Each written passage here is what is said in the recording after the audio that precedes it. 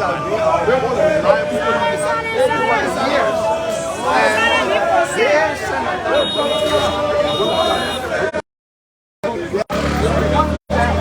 many of us in this country, Senator Ballout, myself, and many of us have been calling upon the government to stop corruption.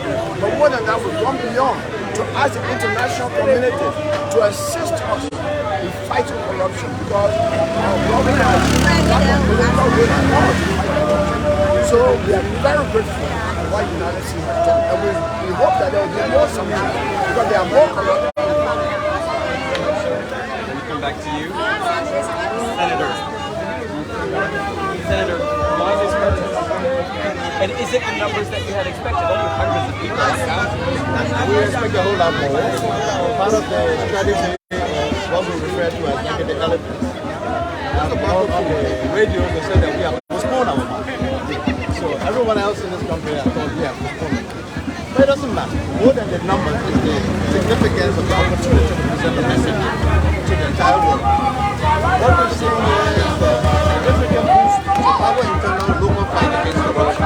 When you have U.S. Treasury Department imposing targeted sanctions on individuals accused of public corruption, accused of public trust, and as a result has decided to blacklist all of the sanctions on their resources, travel, all of these things.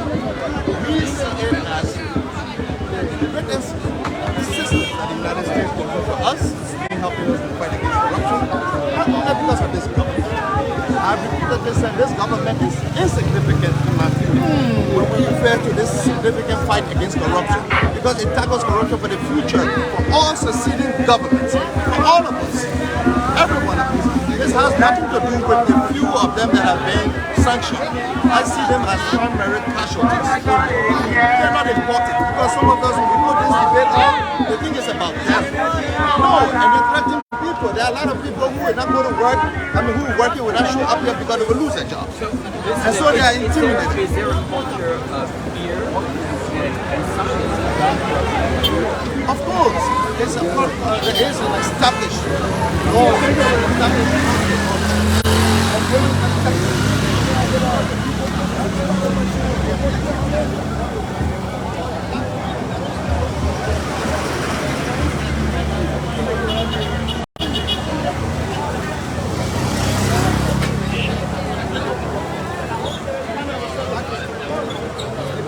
Are reluctant, they're afraid. Who wants to expose themselves to that kind of vulnerability?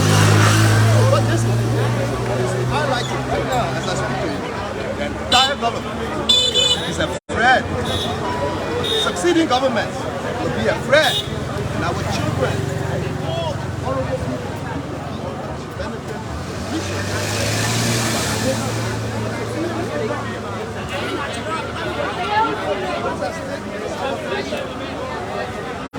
This is one of the countries in the world where succeeding generations are worse off than the older generation. Why? We are potentially rich. We have resources. We have abundant resources. We've been having gold, diamond, timber, fertile soil, everything for how many years now? And where are the resources? You have Ebola money will come in here, there will be corruption. You have COVID money, there will be corruption. You have donor money, there will be corruption. You have government share of these concessions, there will be corruption. Where does that leave the people? So what is at stake is the livelihood of the great and vast majority of the people. People who cannot afford a single meal a day. Why are we doing it? This is established in a claim lawyer, former president of the bar association. I'm a former senator, former ambassador. This is established in a claim citizen, criminal citizen of this country. Check me out. We're all here. By our presence, we are standing up against the government, against the ineptitude, against the complicity towards corruption on behalf of the mass majority of our people. We take this bold step for our children to have a better future. So, Honorable Ballout, what do you expect to achieve at the end of the day? What we hope to achieve at the end of the day is that there will be more sanctions and our people will be more and more afraid of touching public money, so that you and me and everyone in this country can benefit. Yes, sir, I want to know. More sanctions is the only way to tackle corruption. It's not the only way. What's the way forward? The way forward is for our own government, through our own integrated institution, to be proactive, to be effective, and to assume the responsibility in dealing with corruption. In the absence of that, any external assistance by way of these Treasury Department sanctions is a welcome move, and we hope that they will continue and do more. Let's make no mistake here. We are calling on sanctions against people who steal government money. Okay? If anybody has a problem with that, then I'm sorry, but we owe you no apology. We have to protect our country and we protect ourselves from ourselves, so that we don't ourselves commit corruption because these sanctions exist. Mr. Ballout, do you think this sanction on the Liberian government, it is a better decision? Again, the Americans themselves have said, this is not a sanction on the Weah government. We have never pretended for a second that our march, our action is geared against the Weah government. Not in my view. We the people, our people-focused movement, our people-centered movement is addressing the common threat to all of us, irrespective of our political divide. So we don't go through the petty discussion of politics, not at this stage. There are other platforms you can do with that. But when you're dealing with common threats, like COVID, like Ebola, like corruption, you understand me? We have to unite, because it is an existential threat. That means it threatens our very existence as a people. So, because they fail to do their part as government, any outside assistance in this fight is a welcome fight. That's what we say. And because we have opened this march, we said it's a people march. To say thank you and to ask for more. In fact, we are thanking them for helping our government fight corruption. Okay? So those who responded right here. There are people who went around saying we have postponed our march. Why?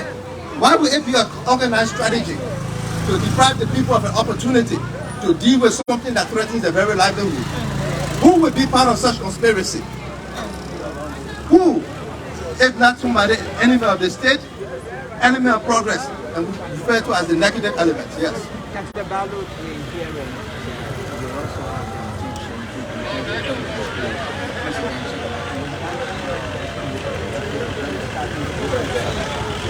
I will not respond to any question that has nothing to do with this campaign.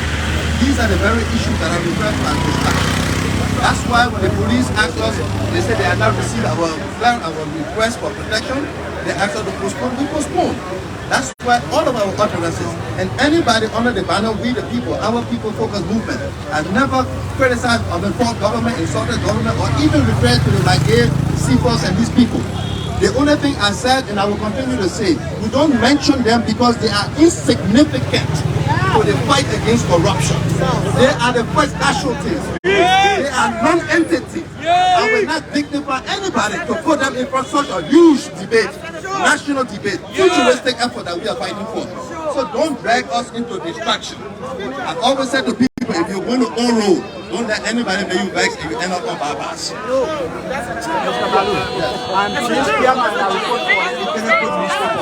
You being a former senator and an ambassador that worked in the world or around the world, I want to know what have any jobs or advocacy by this time that you do way back. If you said that I didn't do way back, that means you've not been following it. But I will excuse that because maybe you were traveling, you were out of the country, so you don't know who John Ballout is, what I stand for, and what I represent.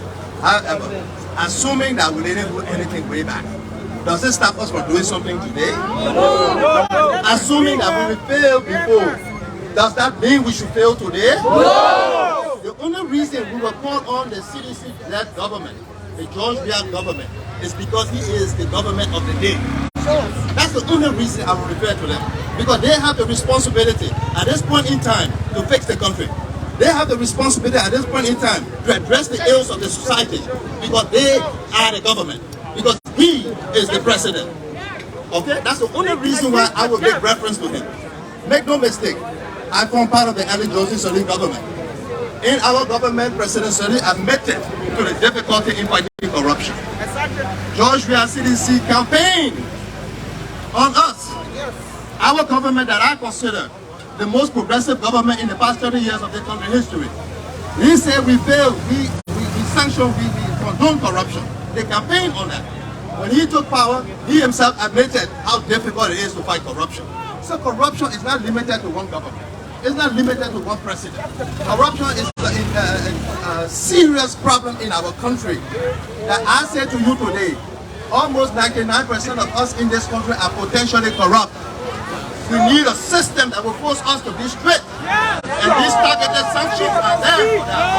They are there to protect our future. So that from today onward, any other public servant coming to power will be afraid to put a hand in the government cookie jar. My name is Anthony from the Anthony newspaper. I want to know your feelings about this sanction on the three government officials. Are you happy or sad? If you are happy, why? If you are sad, why?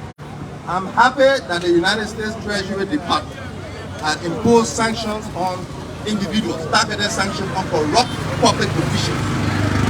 I don't mention their name because they are not important. You understand me? What I am looking at today, anybody, including John Ballout, myself, went in public trust. If I should take the people's money, I too should be sanctioned because they exist today. Don't misunderstand us. And they are not important. I will not discuss them. They have brought themselves the sanction onto themselves. Okay? Are they the only ones in the country in government corrupt? Are they the only ones touching the public money? No. Are they the only public corrupt officials? No. We're asking the U.S. government, the Treasury Department, to increase the X-ray on Liberia and to impose further sanctions on people that they have evidence have stolen our country money. And if there is a system put in place to even go back in time and address all public officials who have been corrupt, I will welcome it.